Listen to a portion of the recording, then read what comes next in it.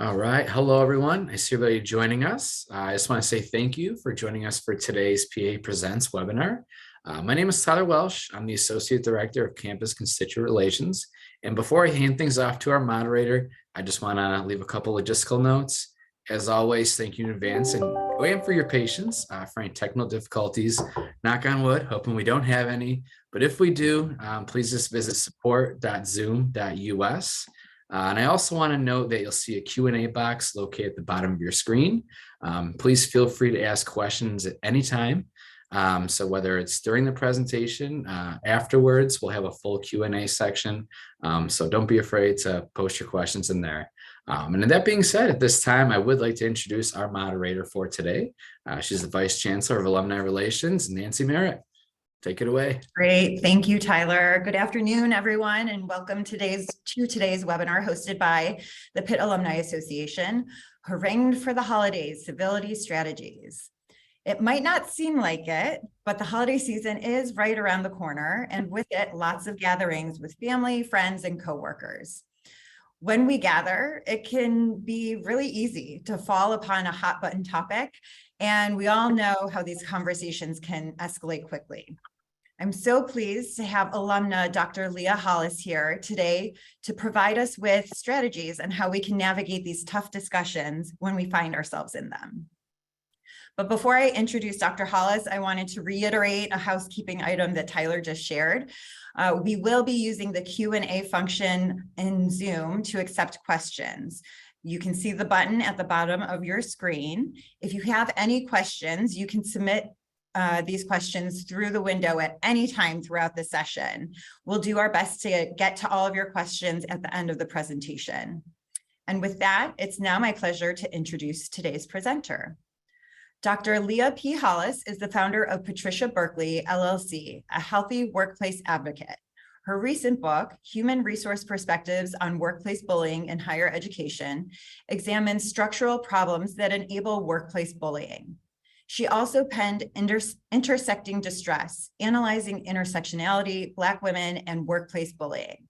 Currently an associate professor at Morgan State, Dr. Hollis received her doctorate of education in administration, training, and policy studies from Boston University as a Martin Luther King Jr. Fellow. I'm so thrilled that she's joining us today. Dr. Hollis, please take it away. Hello, and thank you so much. Before I get started, I certainly want to thank the Pitt Alumni Association for inviting me. Nancy and Tyler have been absolutely awesome to work with, and thank you for welcoming me to your cyberspace today. The presentation today is called Harangued for the Holidays, some civility strategies I would like to share with you. Again, my name is Leah Hollis. This is the one of the more recent books, Human Resource Perspectives, and Nancy has gone over a bit of my bio. I'm coming to you today from Greater Philadelphia, and here's my website, Diversity Training Consultants. A little bit about me. I'm currently a visiting scholar at Rutgers University and a senior researcher at Boston University. I'm an associate professor at Morgan State University, and you might wonder, how am I doing all this? Well, the way we're doing today, we're on Zoom. And I've been in education over 30 years. In fact, I started my career right there in Thackeray Hall as an academic advisor so many years ago, and I have 18 years of diversity training experience. Also, I'm a graduate of the Faculty of Arts and Sciences with a master's in English literature, and I'm a native of Johnstown, Pennsylvania, just 90 minutes, I believe it's southeast of Pittsburgh. And so you know who's speaking with you today. I've had the honor of going to schools like James Madison, Cornell, Swarthmore, Northridge in California, and a few media outlets have picked up my work. So interestingly enough, what I've noticed is as COVID is lifting, more folks are looking at quality of life and looking at how to be more civil and at peace at work and at home. So to kick off our presentation today, I'd like to offer you a retrospective briefly, and it's emerging from several stressful occurrences that are happening. First, you know, COVID has been with us way too long. We know this. And even though it's on the decline and a number of people have had the first shot, the second shot, and the booster, as of the first week of October, there were still 2.8 million new cases. This was a 10% drop in COVID positivity, but it's still out there. Also, as I was watching the nightly news the other day, NBC reported that the US is seeing 367 COVID deaths each day still. And RSV is going around, and this is apparently very young children who are getting respiratory illnesses, and it's cramming the pediatric wards. And we have a flu outbreak around among us. So some news outlets are calling it the triple pandemic. Holiday typically means some kind of traveling. And I traveled in June for the first time after the pandemic. And I have to say, traveling was for the birds. Oh my God. I mean, between rerouted flights and canceled flights and overbooked flights, it's really crazy out there flying. And the news is telling us that we're going to have pre-pandemic levels. So flying will be up 25% for Thanksgiving and up 35% for Christmas. And as we look at this slide, well, yes, if you've ever been caught on a plane next to a screaming child, we all know how much fun that is. But I have to keep in mind, at least this woman got on the plane and wheels are up and they're on their way. So many other flights were canceled or rerouted or changed. But you might think, hey, I'm going to travel to my holiday destination. Well, in my recent travels crisscrossing the state in the last month, wow, I put $100 in my tank and it didn't even fill up my gas tank. So all that to say, yep, $4 and $5 a gallon gas is with us. I know that drives up the cost of travel, even if you're driving, and that still creates some stress. Also, and I don't watch the news as much as I used to because of the stress, but there are a number of stressful stories that are in the media. First, of course, is the ongoing war of Russia against Ukraine. I know there are some American volunteers who have gone to help the Ukrainians, or if you're of Ukrainian descent, that might be particularly stressful. But in any case, having a war in the world during the holidays certainly puts a damper on the season. Now, I do not get into political jockeying in my talks, but I do have to put out there, this is certainly a flashpoint issue. Roe v. Wade being overturned has caused so much outrage and strife, people arguing about the Supreme Court. And even right before we got on, we were talking about the Senate race here in Pennsylvania, and this is a touch tone issue. So certainly this could be something that comes up at the holiday table. Other difficult things in our news include the January 6th Capitol assault hearings. In my area, I'm here in Greater Philadelphia, there actually were a few people who went to that to participate for the GOP.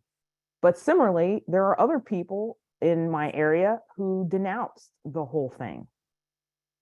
We also have, and I had to look this one up, we also have this thing called cancel culture. This is really partisan chatter that is meant to destroy the other side. So what exactly is cancel culture, or otherwise known as call out culture? It's a phrase contemporary to 2010s and 2020s, used to refer to a form of ostracism in which someone is thrust out of social or professional circles, whether it be online, social media, or in person. Those subject to this ostracism are said to have been canceled. The expression cancel culture has mostly negative connotations and is used in debates on free speech and censorship. So careful about bringing cancel culture to your family or friends this weekend, or this holiday weekends as they come up, because it's really not a nice thing and probably something all of government should stop doing. Other things to know about the holidays. Potentially, this is the first full holiday season in the last 3 years. So many of us were locked behind our computers or sheltering in place. And so the APA did a study on holiday stress. And the holidays, as we know, bring work stress, financial stress, and travel stress. So first, the APA study was in 2021, and it was based on 2,119 adults. And it was looking at how people are feeling uncomfortable with social events, especially given COVID. At that time, of the sample, 41% of the Hispanics were nervous about social events because of COVID, 33% of the whites in the sample, 26% of the Blacks in the sample, and 36% of other ethnicities are anxious about COVID during the holidays and perhaps contracting it during a social gathering. The study also confirmed that dads are more likely to stress over travel. First, you have to juggle the time off. There are the travel costs, and there are always safety issues when you're in the road with your family and trying to keep everybody together and everybody's pocketbook safe and the gifts safe. So there are some safety issues that can occur. And, well, moms are more likely to anticipate stress because moms are always typically saddled with getting the holidays together. Even working moms, wow, there is wrapping the presents, decking the halls, sending the invitations, basting the turkey, getting the groceries. I think you get the point. Moms are more likely to state that their stress does indeed go up over the holidays. Dads are also more likely to stress about the holiday meal, which is becoming increasingly expensive. Recent report shows that turkey costs are up. Last year, it was $23.99. This year, the same turkey is $29.91, which is an increase of $1.50 per pound. Butter costs have also doubled. And we should keep in mind, we're still trying to get through some of that supply chain hiccup that we've had. And so foodstuffs, bread, milk, eggs, all of those things are much more expensive. Workers and stress. Well, being a Pitt alum, I'm very aware that the University of Pittsburgh sits in a medical center, a worldwide international medical center. And that medical center is employing healthcare workers who will be stressed about working long hours. About 40% are more stressed about the hours. Other work and stress happens among the management. So 37% of the sample reported being more stressed about working long hours. Also with workers and stress, service workers and retail workers, 47% report increased stress. And again, healthcare workers also report feeling the increased stress overall. And regardless of whether you celebrate Christmas or Hanukkah, or Kwanzaa, etc., the blue Christmas is something, while I'm taking it from a popular song in the 60s, I believe, but 47% of adults are feeling some kind of stress over missing family members who have transcended on or passed on perhaps in the last year or two. Greenberg, Quinlan, and Rosner completed a report based on 786 people. And similar to the APA study, they show that women feel more stress at the holidays. And commercialism stress is a big deal. Now, as I was growing up, and I'm about to date myself, it was the Cabbage Patch dolls or Tickle Me Elmo or the latest Xbox. It seems like we've lost the reason for the season. And we always want the biggest, baddest, latest, newest, bigger, better, faster, stronger toy or gift. Well, that puts a lot of stress on people because if you can't find it or can't afford it, but that's not what the holidays are supposed to be about. From the Greenberg report, here are the things that people stress about. The lack of time, 30% said often, or 67% said sometimes. And as we go down the chart, we see other elements, such as lacking money, the commercialism or the hype, pressure to give a particular gift, stressing out at family gatherings, staying on your diet. Oh my God, don't explode your credit card debt. and we've talked about travel and children. Yes, the holidays can bring on extra stress. There are financial pressures, not just about getting the gifts, but unfortunately, if you are a worker who is stressed out about your low salary or wages, or lacking opportunities for advancement on the job, these stressors can take on a very different character during the holidays. You wish you had more money and more time. And unfortunately, those things don't often go together. So the financial issues are still leading causes of stress. So people worry about the lack of time. This is from the Greenberg's report. Lack of money is 76%, and pressure for gifts. So these studies were both very similar. And then adding to it, well, other reasons for stress can incur the jealousy that family members or even friends have amongst themselves. So if you're upset about somebody's relationship status, or they got promoted, maybe somebody got into the school they wanted or didn't. Competition among families can come to a head during the holidays. So be aware of that. And there's toxic people out there, and sometimes they're our own families. I'm trying to be a bit light about this by including this t-shirt, the uncle, the man, the myth, the bad influence. But what if you do have a toxic influencer who's supposed to come to dinner? You might be concerned about the influence on children or the particularly aggressive dinner banter. Are they uncouth, doing all kinds of things at the table that's not appreciated, or using inappropriate language? Relationship status changes can also be fodder for the dinner table, right? So whether you're at the beginning or the end of a relationship, often holiday times are when family decides to chime in, even when it's inappropriate. And of course, the job stresses. Are you stressed about your work? Have you recently been hired into a better position? That might be great, but it might also cut into what you want to do for the holidays. Or have you been fired or downsized? But if you don't want to talk about it at the dinner table, this might be something to address before the festivities begin. And families at times have old disputes. Maybe someone borrowed money from someone, didn't give it back. Who dated whom? Don't be mad at your sister who dated your boyfriend 10 years ago. And there could be other unresolved disputes. And again, I can't say it enough, concerns about family illnesses and COVID fears. So even some folks are getting long COVID. That is, they are beating the COVID, but they are still struggling with symptoms. The holidays historically have brought sadness, guilt, and depression for some people. We want it to be the happiest time of the year, but it can also be really stressful. Wow.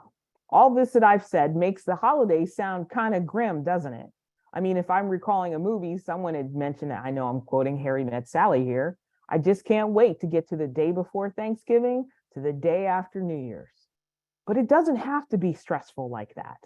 There are some strategies that I would like to share to help you get through the holidays.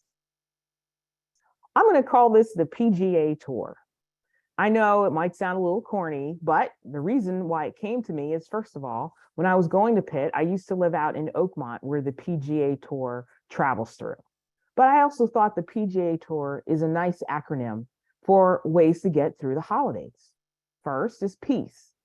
Find peace of mind before the holidays start and while you're in the midst of your holiday celebrations. The G, grace. Strategize on the grace you will have. Even if you're under stress or someone drank too much or your kid throws a tantrum, consider the grace you will extend to yourself and to others. And awareness. Be aware of the tripwires and landmines so you can be aware of what creates happy times and what will drive you bananas. So for the rest of the presentation, I'm going to talk about qualities in the PGA Tour, at least for the holidays. First, keep in mind that Thanksgiving, or the break coming up in November, it's just 2 to 4 days. It's not even a hockey season. There should be a way to get through those 2 days without getting stressed out and engaged in arguments. We also know that other holidays in the fall include a variety of ethnicities. So whether you celebrate Christmas, Kwanzaa, Hanukkah, Eid, or Diwali, it's still a relatively short period of time. You might be at your family's or you're with relatives for 3 or 4 days, but there are still lots of ways to strategize to get around stress. So let's consider some of these strategies as we go on our PGA tour for the holidays. First, be aware, of course. Know your triggers, and it's okay to avoid them. So if you know full well that you're mad at somebody because they owe you money, maybe you decide to come just for the dessert, or maybe you decide to come and just leave the money issue alone. But know what triggers you to lose your temper or to throw you into panic, and try to avoid those triggers ahead of time. In our modern society, we have virtual escapes too. I have a virtual reality headset, and there are other things that I can use, including FaceTime conversations and gaming. I mean, it's amazing what our cell phones do, whether it's Angry Birds or a game of spades or something else that is on your phone. These are different strategies that you can use to just slow it down and relax. Agree to leave disputes at the door. I'm not saying suppress them and ignore them. I'm saying agree to resolve them later. You don't have to have the conversation about a bad debt or a breakup over slicing down the turkey. There are other forms for that instead of the whole family watching such a show. Also, please don't fight in front of the children. Childhood is such a short period when you think about it, and the magic of the holidays, whether kids believe in Rudolph the Red-Nosed Reindeer or Santa Claus or what have you. I know as adults we're stressed up because we're the ones buying those presents, but it's okay to let the children have a little bit of a fantasy before they grow up. Try not to fight in front of the children. Yep, here I am again with my virtual reality. So in virtual reality, if you haven't tried out any of those headsets, and there's a few on the market, there are great games in there. You can do meditation, and they actually walk you through how to do the box breathing, the inhaling, the exhaling, and just being at peace with yourself. What's also cool about virtual reality is there are some miniature travel tours. So through virtual reality, I've been able to see the Sistine Chapel. I got to see the Cathedral of Notre Dame, which is being refurbished. I even got to check out Egypt. These are wonderful things that you can check out during the holidays. So you're still present, but you also get a quick break from all the festivities if they're stressing you out. You should know there is no shame in seeking a counselor. So if you need to catch up with a counselor before the holidays, try to do that. And you can even debrief after the holidays. And quite frankly, with telehealth, you don't even have to go to the office anymore. Oftentimes, you can go ahead and create a telehealth appointment, and even at odd hours. It doesn't have to be in the middle of the day. It could be late in the evening. But counseling support is great. I recognize I'm speaking to my fellow Pitt alums, so I have to say, go Steelers. I don't think the Steelers are playing on Thanksgiving, but disappearing into the game, as long as you don't argue about it, is also a nice way to spend time with family and create some fun memories. I recall on several holidays where the Steelers were up against the Detroit Lions. More recently, I had, it wasn't a holiday party, but I had some close friends over, and we had the opportunity to watch the Steelers beat up on Tom Brady. We watched them beat the Bucs, and that was a lot of fun, and obviously alleviated some stress to see our Steelers win that weekend. You might want to check that out. As far as the costs are concerned, different strategies include a potluck. You can try plant-based sides, which sometimes are cheaper. I know I haven't tried the Impossible Burger at Burger King, but I heard it's pretty good. And also a way to help your local economy and drive down your costs is to shop at the local farmers market. Out in my area, we have a few Amish markets and the produce is very fresh. I almost think it's organic because, well, the Amish don't use all those chemicals to my knowledge, and it's just better prices and better food. So perhaps check out the farmers market. Consider how to break the routine. If you know after 3 drinks, your auntie is going to act out, there's nothing wrong with hiding the alcohol. Or you can substitute the alcohol with sparkling cider. Just don't have alcohol around. But as we were talking about the finances being part of the stress of the holidays, cutting alcohol also trims the budget. So that's another way perhaps to save some money. Regardless of whether you serve alcohol at your holiday festivities or not, please remember, if you are serving alcohol and somebody becomes inebriated and then you let them leave, you too are responsible for drunk driving. There's Uber, there's Lyft, there's a traditional taxi. So of course you're supposed to drink responsibly. And if you're the host or hostess, make sure you don't let people leave your home if they are buzzed or drinking. Be sure to call an Uber instead. As you're preparing for the holidays, there's nothing wrong with setting boundaries. You can state up front what you will and will not discuss. Be pleasant and firm, but stick to those boundaries. For example, unfortunately, if you're going through a divorce, it might become the fodder for conversation. And there's nothing wrong with saying, yes, we all know I'm going through divorce, but that's not for the dinner table. Sometimes holidays become a time to pressure young couples to have their children, not at the table, of course, but when is that family coming? When are those grandbabies coming? You can also set a firm boundary. I'm not here to discuss family planning at the table or during the holiday. It's okay to lay down those boundaries. Also, for moms and everybody, take the pressure off. It doesn't have to be perfect. I know we see all these things on the TV about the perfectly decked halls and the awesome meals, and well, who do you think is doing all that work? It doesn't have to be perfect. Before the holidays start, join in with family to buy in bulk because it's cheaper by the pound. So when I lived closer to family, it was nothing to go to the butcher and buy all the meat and divide it 3 ways. Or you can go to the farmer's market and buy in bulk, Costco's or BJ's, what have you. But buying in bulk makes it cheaper. And even if you don't do potluck, you can ask folks to bring the snacks. Can they bring the pretzels? Can they bring the soda or bring the sparkling water? You can have the guests bring desserts as well. These are ways to help trim the budget and hope people can feel included.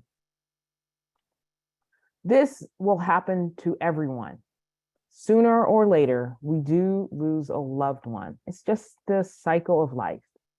So if you're missing somebody this holiday, perhaps have a moment of silence. You could light a candle in their honor, or even share a favorite memory with the family and ask others to join in. So for example, when I was 20 and it was my senior year in college, my father died at the beginning of my senior year. And we were very sad, of course, when the Thanksgiving and the holiday season came around.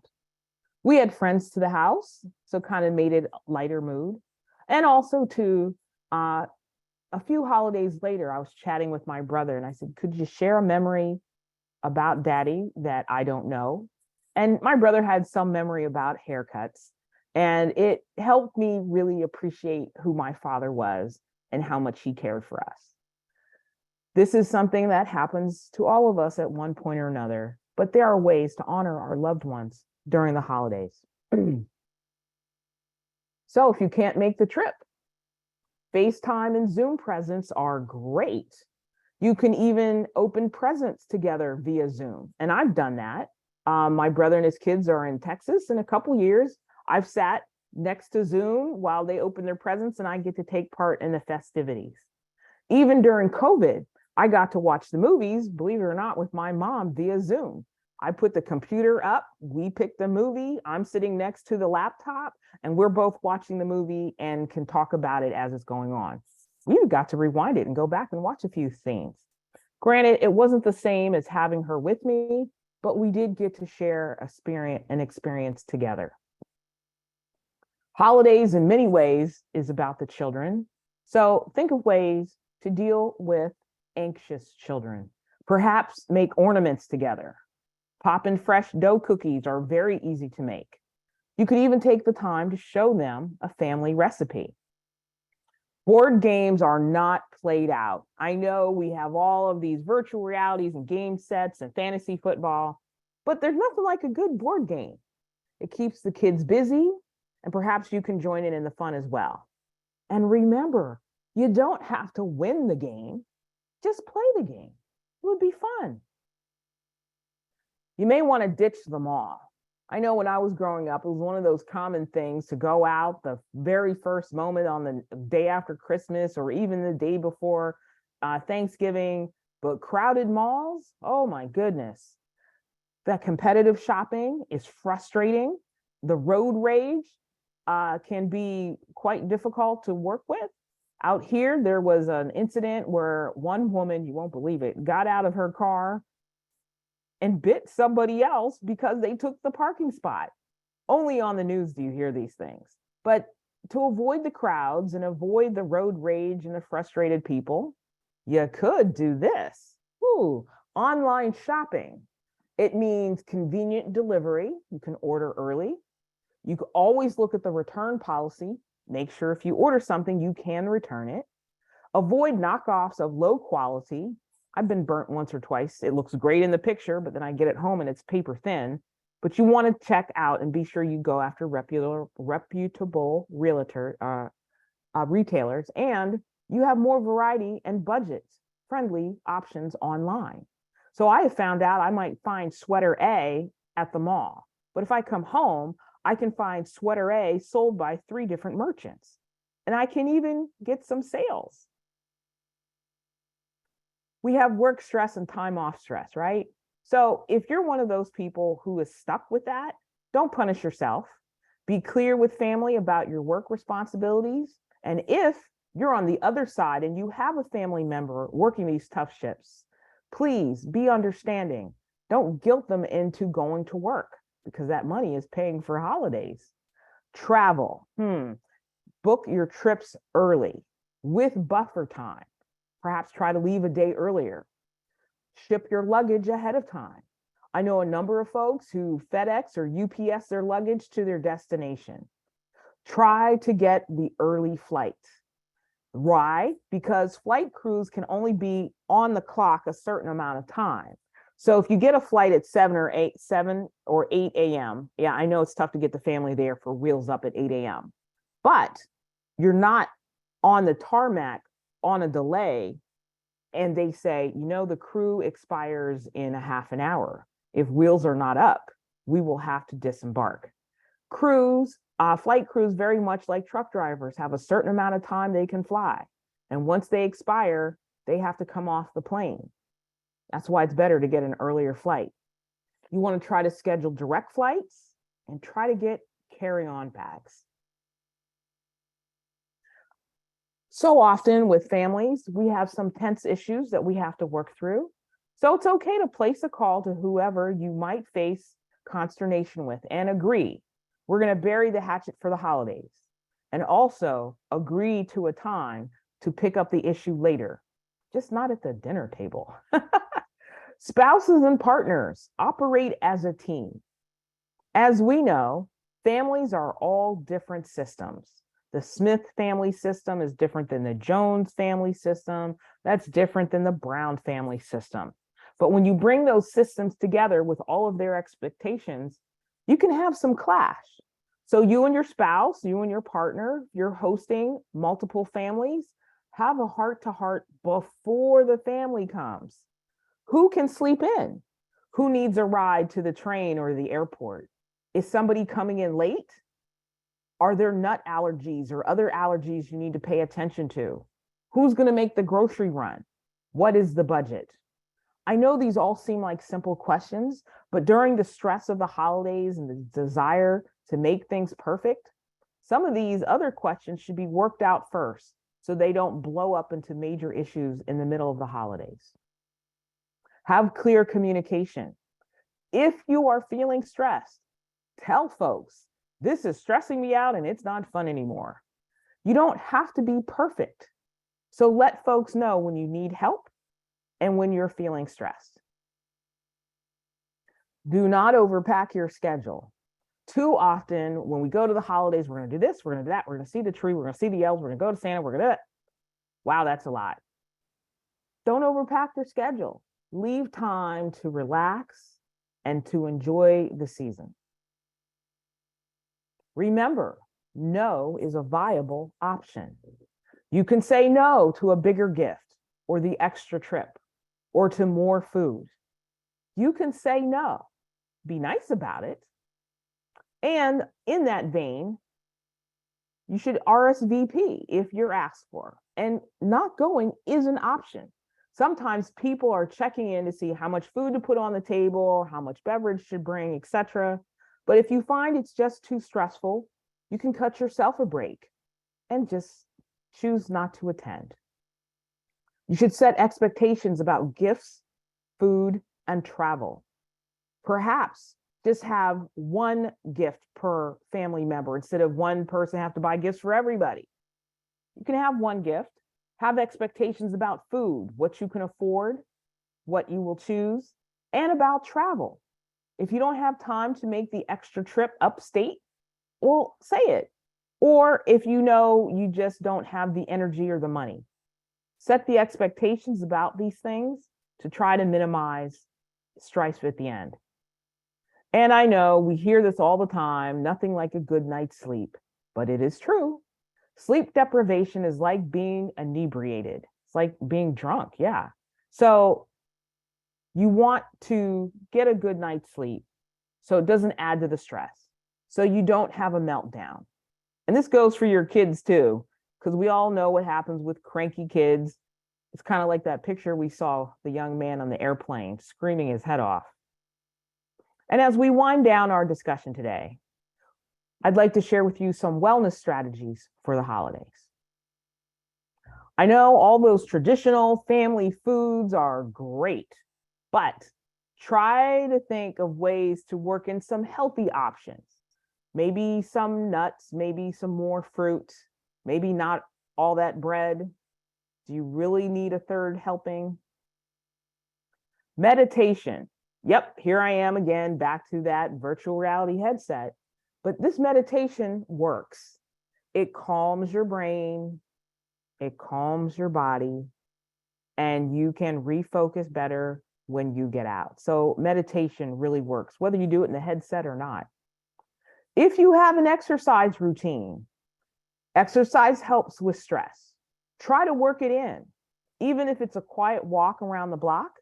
Maybe this is a wonderful time to walk the dog or take the kids out so they can scurry as you're getting your walk in. But try to get a little exercise in. It's good for your system and it's good for your mental health. You can consider whistle stops. I know when I lived in Pittsburgh, and most of my family's in the Pittsburgh area, you could certainly cross the city and go see one for the meal and then go see another one for dessert and maybe see a third one for the game. You could bring your friends along as well. Folks are less likely to fuss if there are friends around, and the whistle stops kind of keep it light and interesting. Here's a wonderful suggestion for the holidays. It's a service project. Helping others is a great way to spend the holidays and helps you to focus on caring for others instead of holiday tension. So whether you do a toy drive or serve dinner at your local church, or perhaps a coat drive or what have you, this is a way to relieve holiday tension and also help others. Now, I have to say, if you're on the phone here, or I should say on Zoom, most likely you're a Pitt alum, just as I am. Well, that means we do have a lot to be grateful for. Pitt is a world-class institution, and if you're on the phone, that also means you probably have a computer or have some types of means. Try to be grateful for what you have, because that certainly brings peace to our psyche. And again, the appreciation. Maybe enjoy the first snow. And I do know Pittsburgh gets snow before Philadelphia. So enjoy it when it comes. It is pretty, as long as you're not driving in it. Enjoy baking the cookies or the family favorite desserts, perhaps. Even lighting candles in celebration is wonderful. Just be sure to do so safely and not start a fire. But of course, what I'm trying to say is go with the flow. It's not the end of the world if the turkey is a little crispy or if somebody breaks a plate.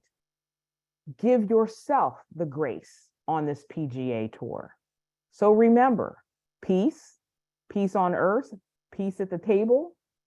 Give you and others grace, and be aware of the things that can trip you up and cause arguments or other stress.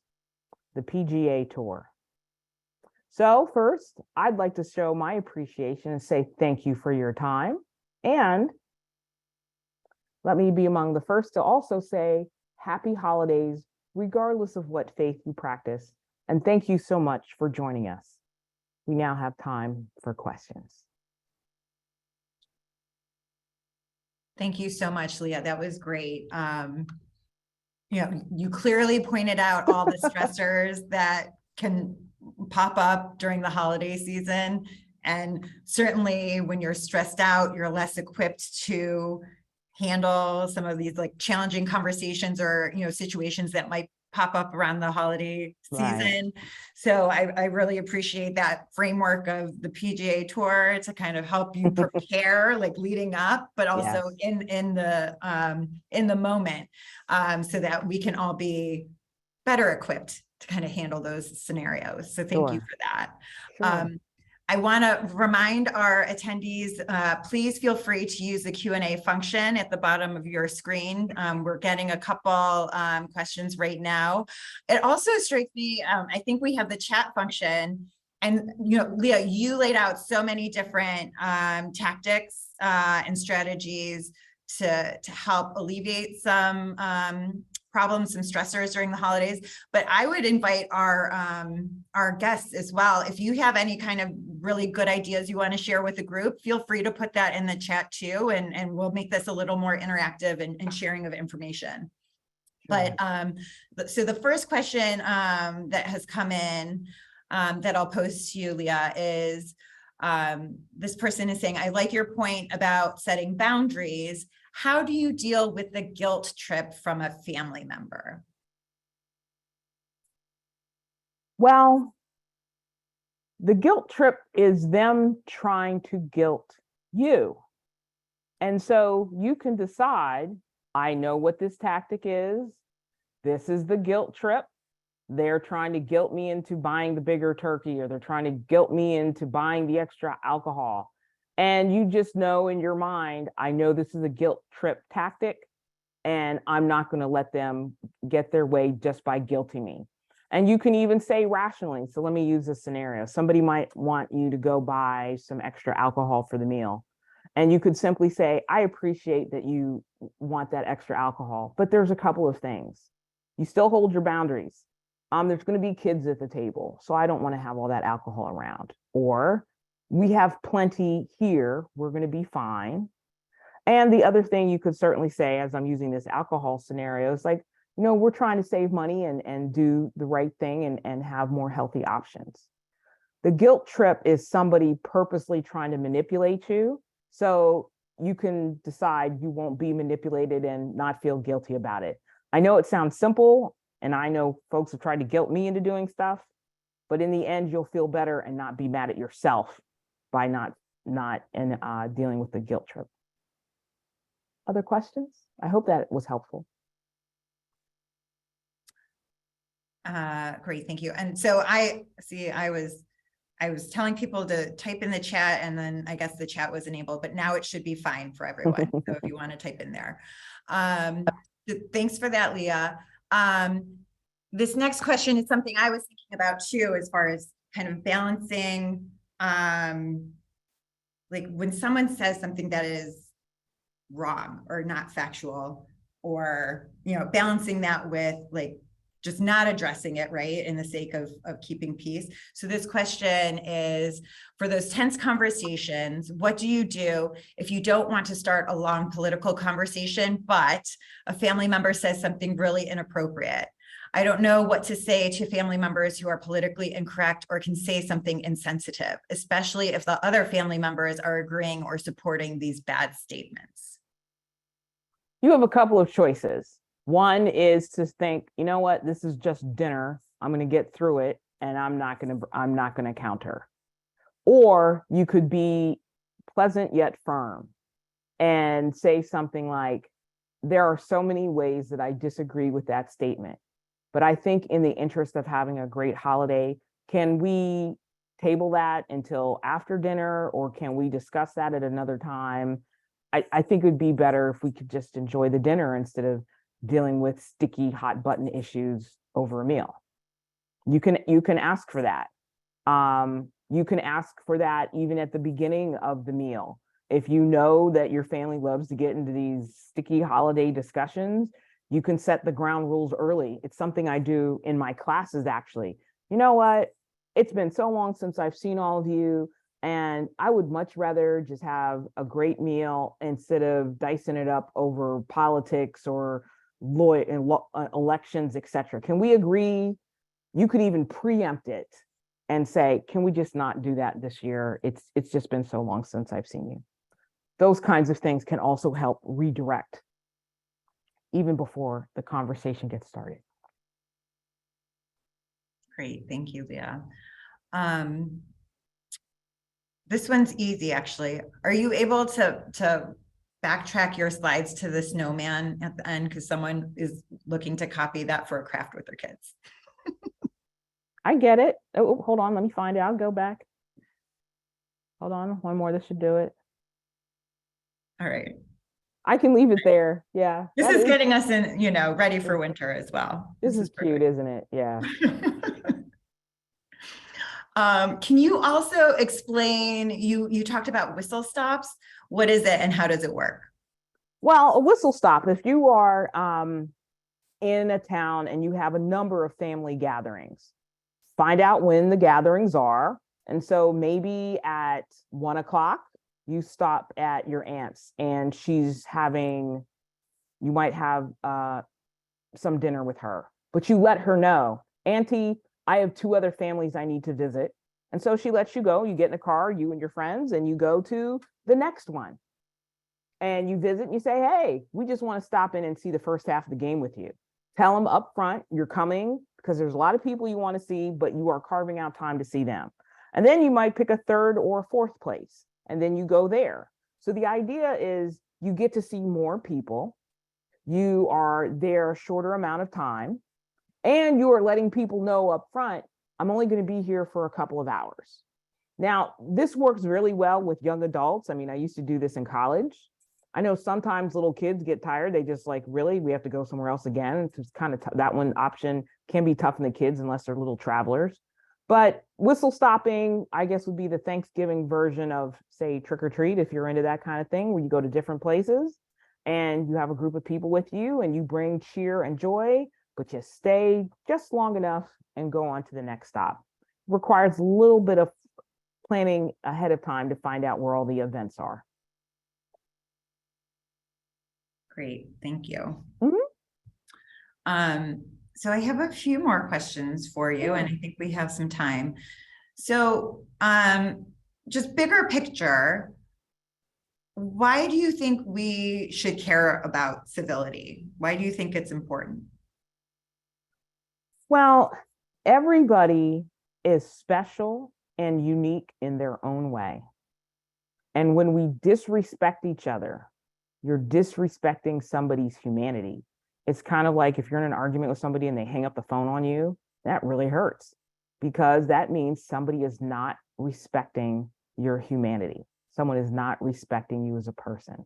So what civility does, or being civil, it's important because it shows that you have respect for the person, that you're willing to listen to their perspectives, not that you agree all the time, but that you're willing to listen and that you honor that this is another human being that deserves common courtesy. That's why civility is important. If you have a disrespectful atmosphere, people get more aggressive. They defend their turf. It gets quite contentious. So civility is great just because to respect each other, but also to have a more peaceful time while we do come together. Great, thank you. So kind of pivoting a bit off of that, because I know when you and I first met via Zoom and started chatting, because one of your areas of expertise is workplace bullying, right? Mm-hmm. Right. And that conversation kind of pivoted to this, the civility strategies and in the workplace, how that is applicable anywhere, right? And so holidays coming up, we framed it this way, but I'm wondering if you could talk a little bit more about workplace bullying as well, your area of expertise, and like, what does that look like? Sure. What does it mean? And then has the pandemic changed it at all? Sure. I study workplace bullying, and the common definition I use is from Scandinavian researchers. Workplace bullying is offending, harassing, or socially excluding someone, giving them negative tasks, and it puts the target in an inferior position. It is based on a power differential. So that means if you're an assistant director and your director bullies you, or perhaps you're a dean and the associate VP comes after you. Let's suppose you're a VP and the chief officer comes after you. It's typically based on a power differential. The kinds of ways that bullying can come up around the holidays. Let's suppose you're at an office holiday party and the person who puts the party together announces something at the party that you didn't want announced. Public gossiping or group emails, those types of things. The other thing about the holidays, if we want to talk about holiday decorum and bullying, my general advice is don't drink with your coworkers, because you say something or they say something that should not be remembered the next day, and now you're on the hook for it. So when I was in administration, I might go to a holiday party, but I didn't drink and I didn't stay too long, because people can get kind of crazy at those parties and you don't need to witness that. But workplace bullying really can put a damper on things, because folks are already isolating themselves when they're bullied or when they've been the target. And so they can feel very stressed out at the holidays because their family asks how the job is going, and that's the last thing you want to talk about. Or you can even decide, if you unfortunately are being bullied at work, just tell your family quietly up front, I have this disaster thing going on at work and I don't want to talk about it. You also asked the question, Nancy, about how COVID has affected workplace bullying. What I find interesting is that I've been busier than ever now that we are supposedly past COVID. And because we've been home for 2 years, folks are realizing, I don't have to put up with that nasty behavior. I don't have to be treated badly. In the Chronicle of Higher Education, they're talking a lot about the big quit, the big resignations, that people are like, I'm out because I'm not putting up with this. So I have a number of colleges and universities who have reached out to me to do trainings so we can remember what civility looks like in person, and how important and expensive it is if we're not, and other things to pay attention to make it a healthy workplace, not the place that you want to flee from. And I believe that after the pandemic, folks have taken stock in, boy, I really work in a place that is driving me to drink, that makes me ill. And people are not as tolerant as they used to be before COVID. That's what I've noticed. Those are all excellent points. And that maybe is all for a different session another time. That might be a different session, sure. But we did get one more question in. What if something actually goes good at the holidays and your family wants you to stay longer or stay in town another day? Like, what's a good way to navigate that conversation? There's two ways of looking at that. First of all, are you traveling with a group? If you're traveling with a spouse, a partner, your friends, your kids, you have to consider everybody else's schedule before you decide to stay the extra day. You have to honor the people you're traveling with. But if you're traveling just by yourself and someone says, hey, we'd love you to stay an extra day, it's really up to you. Have a quiet moment with yourself.